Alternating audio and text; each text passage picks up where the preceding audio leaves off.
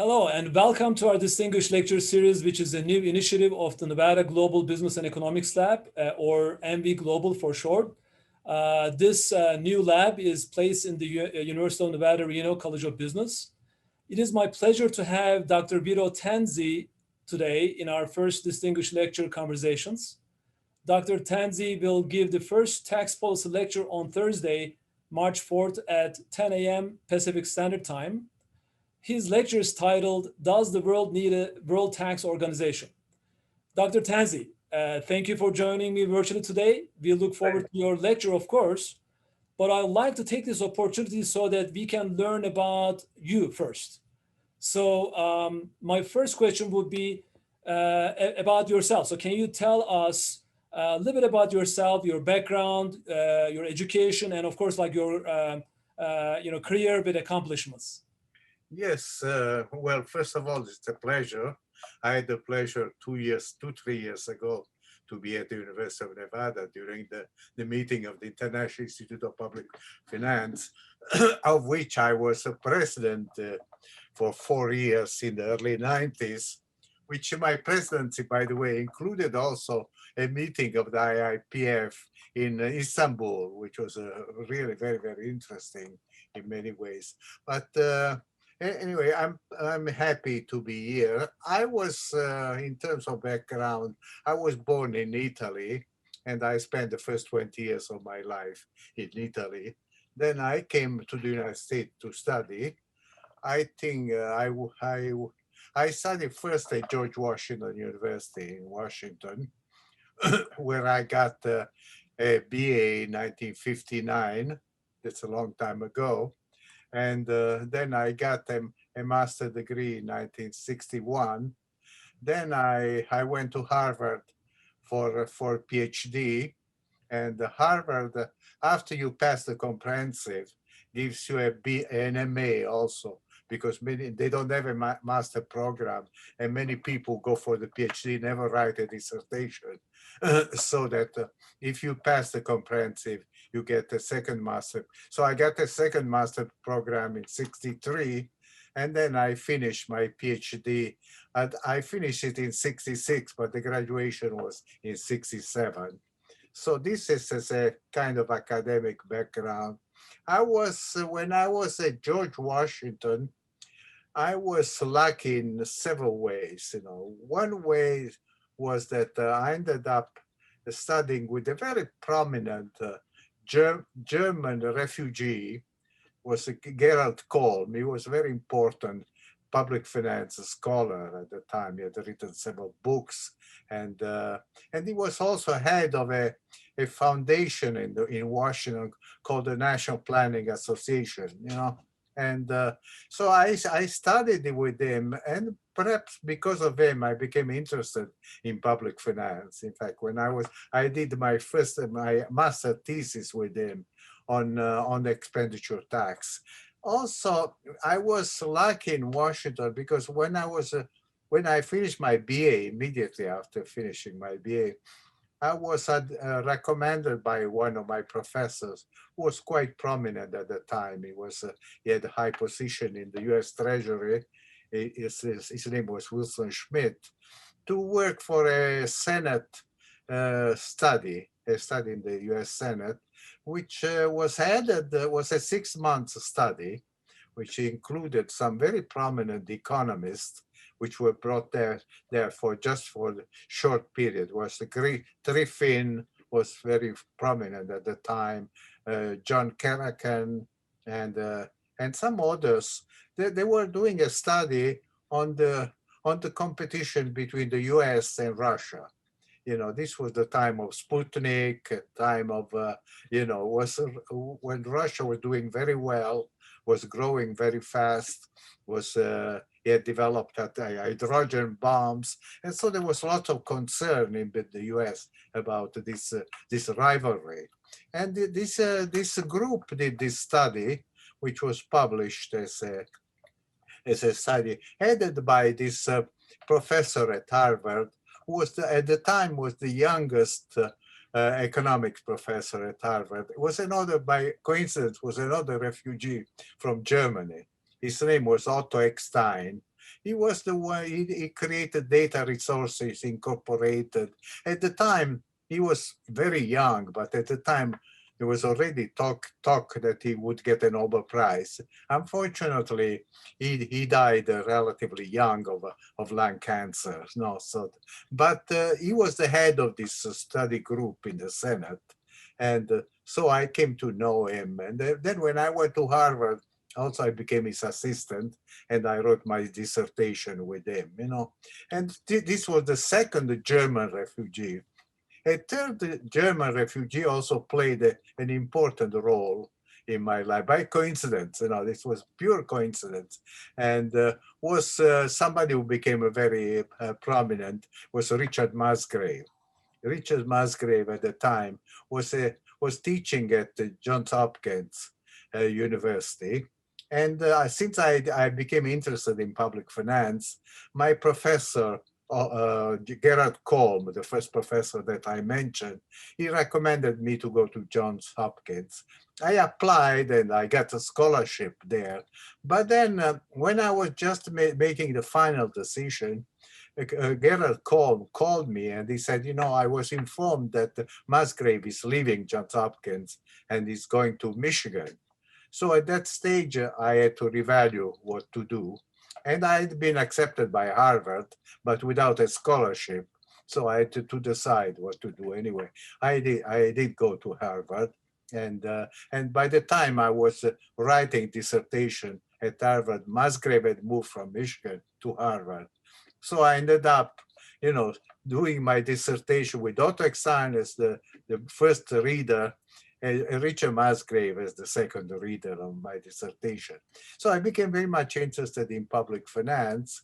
And then when I left, when I came back to Washington, one day out of the blue sky, I got a call from somebody at American University, was a professor, an Italian professor, or somebody of Italian background.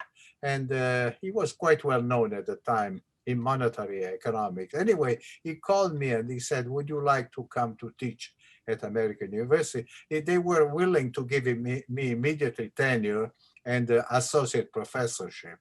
So it was a good offer, also because by that time I had married and my wife was French, working at the French embassy. So this allowed me to be in Washington, you know, was convenient. So I went to American University where I taught graduate public finance and graduate income theory. You know, I was, at the time, you had to teach 3 different courses, you know. Also a seminar was quite heavy. But then I was there I became 3 years later, they made me chairman of the department. So while I was there, one day I got another call out of the blue sky too. So my career was in a way was very simple, no, because of that. And I got from the International Monetary Fund, from the head of the Fiscal Affairs Department, which is a very large department at the fund. You know. And the head of that department was, at the time, was also quite well-known economist. Now he died many years ago. It was Richard Good.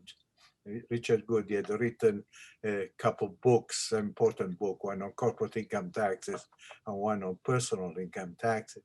And he asked me if I was willing to go there to be head of the tax policy division, which is a division within the Fiscal Affairs Department. The Fiscal Affairs Department has 9 or 10 divisions.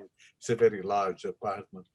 So I said, well, that is interesting. So I took leave from the university to go there with the idea that I was going to be there for a couple of years. But for different reasons. One, that I found the environment in the fund much more international and much more interesting for me. And the second, because we were having a problem at American University, a very radical group of the left called the URPE, Union for Radical Political Economy, where they essentially largely taken control of the department. It was during the Vietnam War, so there was lots of problem. So anyway, I accepted the offer from the fund, and I went there. And but then 2 years, I took leave for 2 years. After 2 years, I had to make a decision, and I decided for the time being to stay, which was a lucky decision because when Richard Good retired 4 or 5 years later in 2000, in 2001, in 1981, when he retired, I was among the people who were considered to run the department, and I became the youngest department head of the fund of this very large department, where I stayed until essentially until I retired from the fund in the end of 2000. And when this was a very large, test about 300 uh, people, mostly with PhD from top universities. There's a lot of research, a lot of work in the fiscal area for many countries. I must have been on 90 countries in the world. I've led mission to Pakistan and Morocco and Italy and many other places.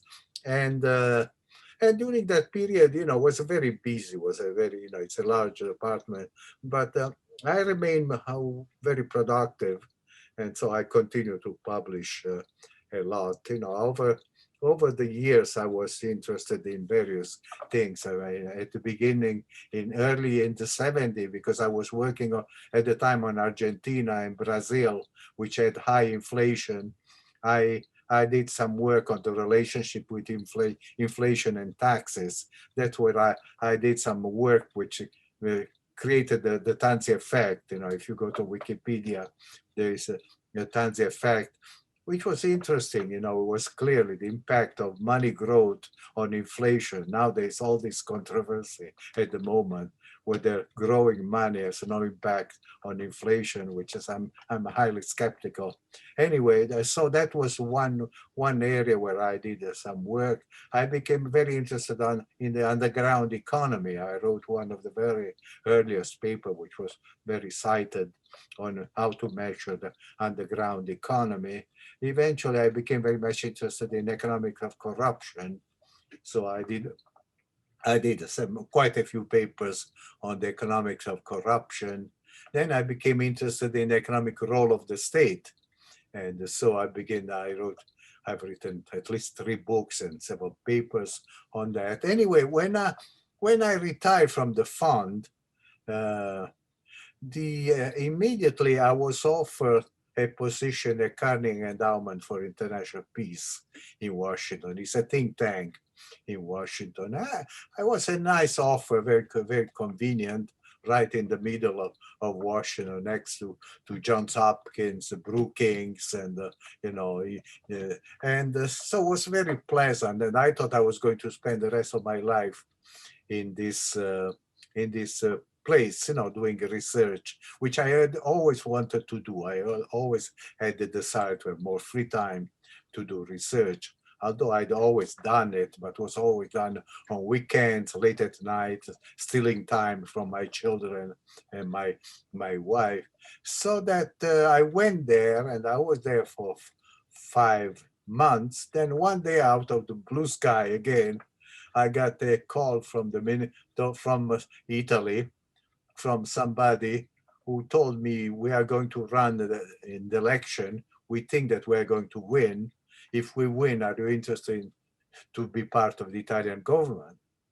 I thought it was just one of these calls I would never hear again. But then they won the election. And then one day I got another call saying that if you want to be in the Italian government, you have to be here in 3 days.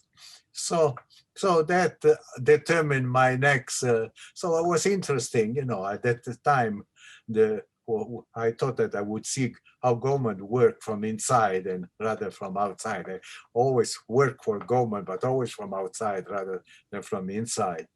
So I went to the Italian government. I was there in the government a little bit more than I think it was at the ministerial level, but as undersecretary for economy and finance. And was very interesting, but I began to disagree with what the government were doing. You know, I think they were totally political. And so at one point, I decided to go back to Washington. So I resigned my position, giving up a pension, by the way, you know, always, if I stayed there the 5 years of the government, I would have retired with a large pension.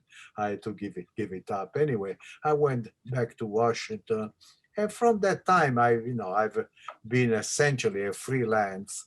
I went to the International Institute with the Inter-American Development Bank as a visiting professor for 3 years. You know, I was a consultant to the European Commission, to the UN, and to other things. And it has been a very interesting, very nice period, actually. I've enjoyed it a lot because it has allowed me to have the free time that I always wanted. I've written lots. Since I retired, I've written, I think, 11, 12 books and many articles, you know.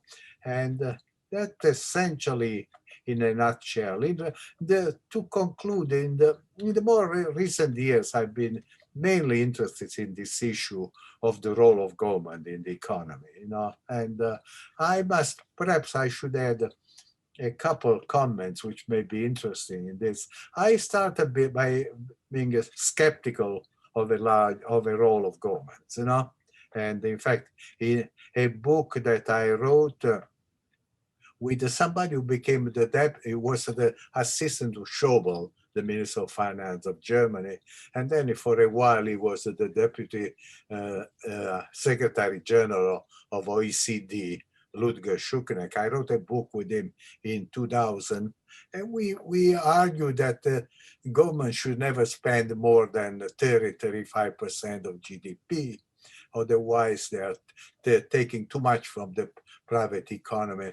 In recent years, I've changed my views on this, and I don't know whether to be embarrassed or to be happy, you know, one of the two.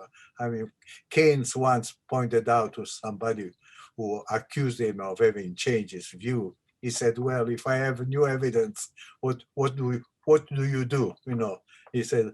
And so that happened to me. I've come to the conclusion that there are countries that have a very large role of government, and they seem to do very well, you know, mainly the Scandinavian country, Denmark, and all these countries, some other country, Austria, and so, you know, they spend a lot, they spend well. If you look at all their indices of economic freedom, very, very high, indices of labor participation, very high, indices of performance, you know, in the economy, very high. They seem to do very well. So to conclude, I've come to the conclusion that we don't want small government, but we want good government, you know, and I think there is too much of a fight over the size of government rather than over the quality of government. I think the quality is much more important. A government like Denmark is a classic case, or also Sweden and Finland and so forth. A government that does the right thing, you know, doesn't remove incentives. You know, incentives are still there. You can still earn a lot of money, but that money is taxed at a reasonable rate, you know, the people. And so this has been a major change in my own thinking. I've written several papers on this, and in the very last thing, and then I'm talking too much, you know. The very last thing, I've been writing a book which I've already finished. Actually, I've submitted now to Cambridge University. I hope they accept it. I've not heard yet. On an issue that has intrigued me, and is that if you look at history, you see that the countries have been continually exposed to major disaster. No, pandemics have been very common, you know. Famines have been very common, you know. Earthquakes, major earthquakes have been very common, you know. Tsunami have been common and so forth. But strangely enough, this disaster have not penetrated economics. You know, we were in economics, we were worried about risk. risk is something that you can calculate the probability. No, the risk at one, what is the risk of dying? You know, more or less that you reach 80, 85, you know, you within risk of getting sick, you know. There are some risk that you can quantify, you know, but there are disasters. It's much more difficult to quantify, but they are still there. So we should be paying some attention to them, you know, and this has been the theme of my book. I've gone back to some work that John Maynard Keynes and also another economist, his name was Frank Knight, you know, they did in 1921, you know, both of them wrote two different books without any collaboration, but essentially making the same argument. Keynes was making the argument that the calculation of risk is very often wrong. And Knight making the argument that we pay attention to risk, but not to disaster, to uncertainty. Uncertainty has been real.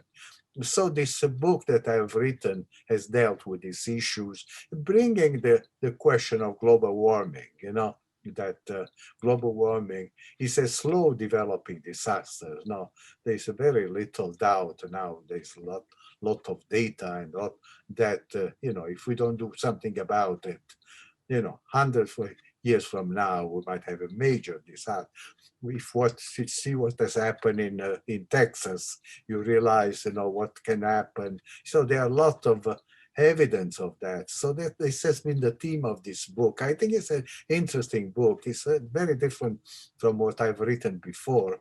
I hope that it has passed the first test in Cambridge. You know, they have sent it now to reviewers, and so that I don't think that more or less completes my survey of my background. I'd be very happy to answer any questions, either related to that or other questions. Sure. Thank you very much for that. Well, first of all, I look forward to your new book, and I gotta say, of course, like a very impressive career. You know, it's very nice to hear about, like, you know, how your career progressed, like from your education all the way to your retirement.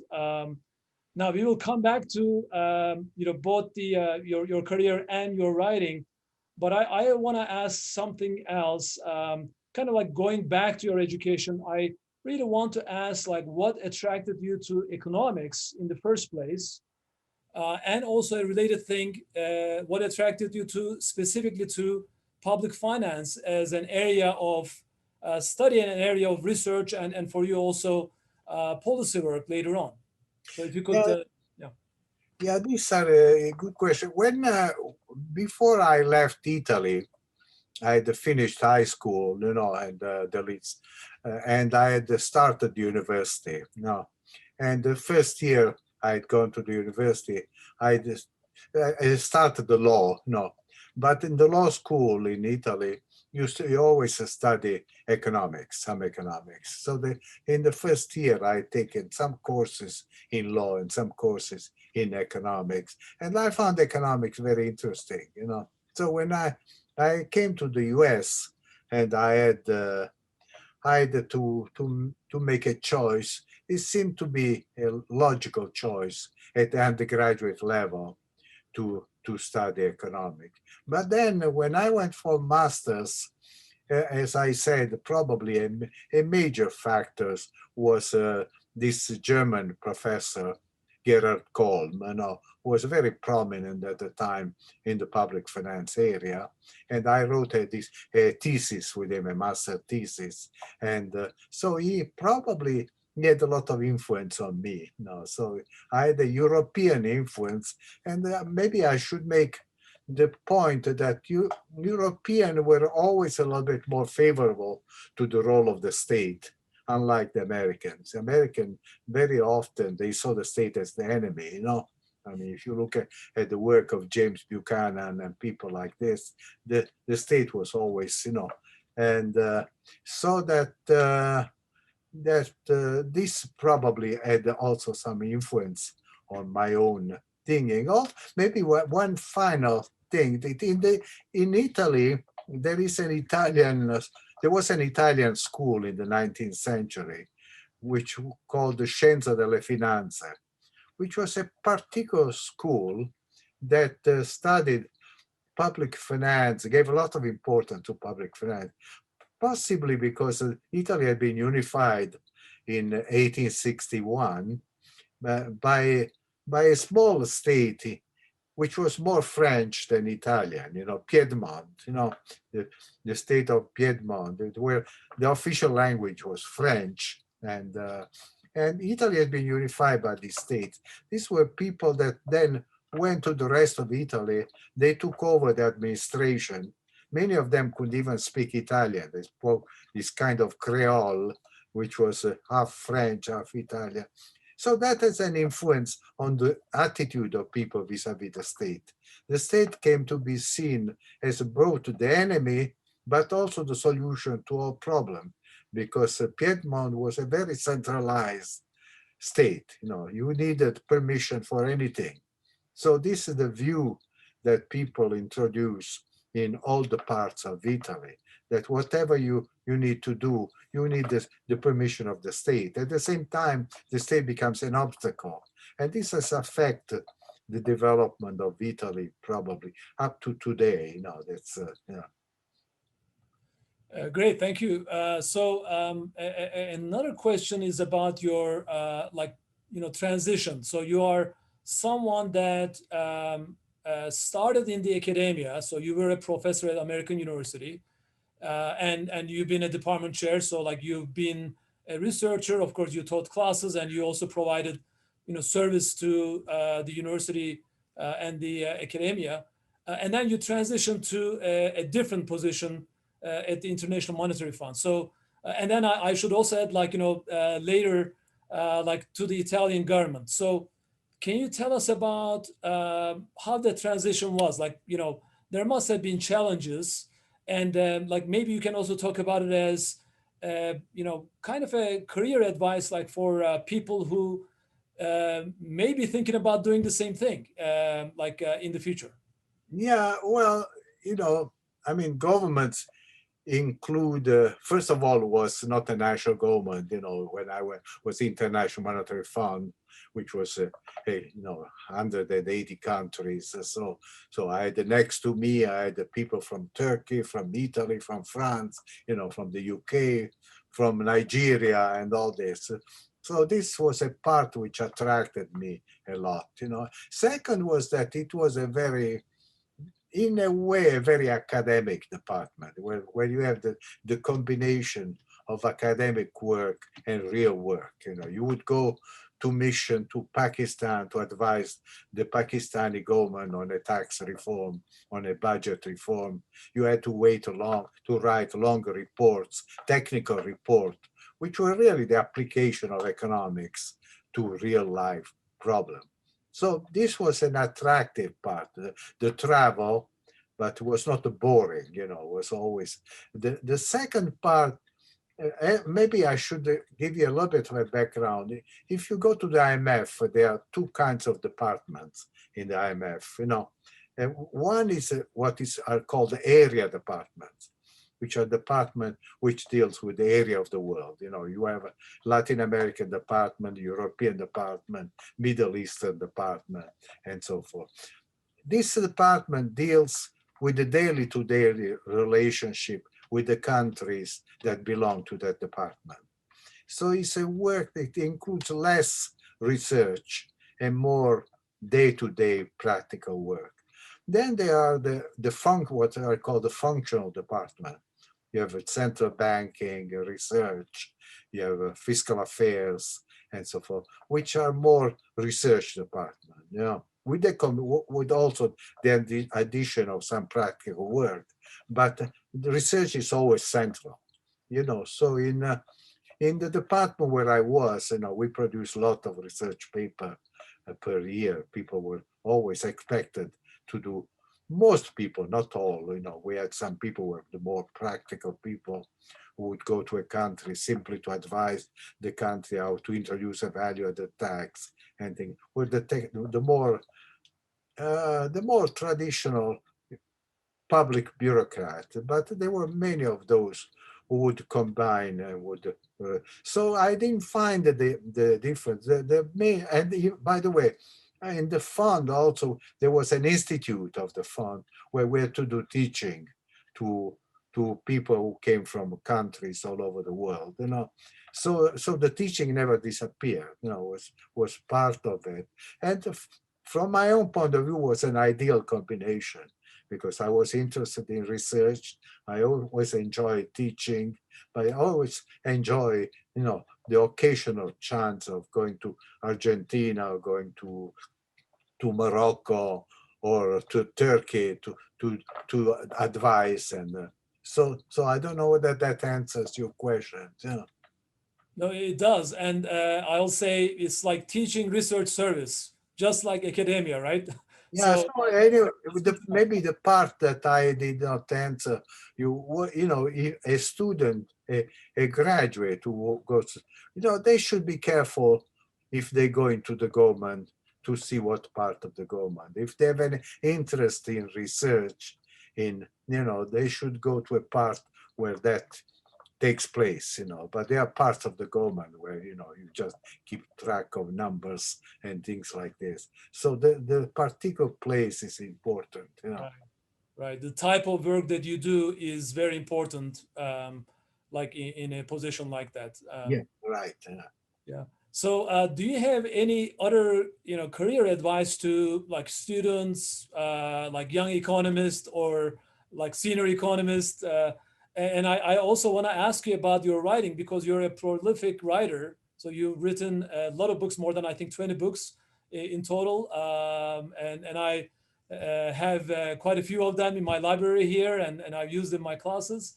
So, do you have any advice to like, you know, students and other scholars about writing as well, like writing in economics? Yeah, you know, I think that it's so you know, in my view, one should always be careful not being trapped by a certain way of thinking, you know. People get trapped by being too conservative, too radical, too leftist, too rightist. You know, I'm a follower of Aristotle that the perfection is always in the middle, no, and so you have to take the good part of both sides. That I think is very important, you know. But unfortunately, that is not always easy, because if you know, for example, if you come to Washington and you get employment with a think tank, most think tanks are either left or right, you know. It's and so you sometimes you are pulled in a certain direction, and you become, you know, convinced that there's only one road, you know, and so that yeah, the student, I would urge them not to lose interest in ideas, you know.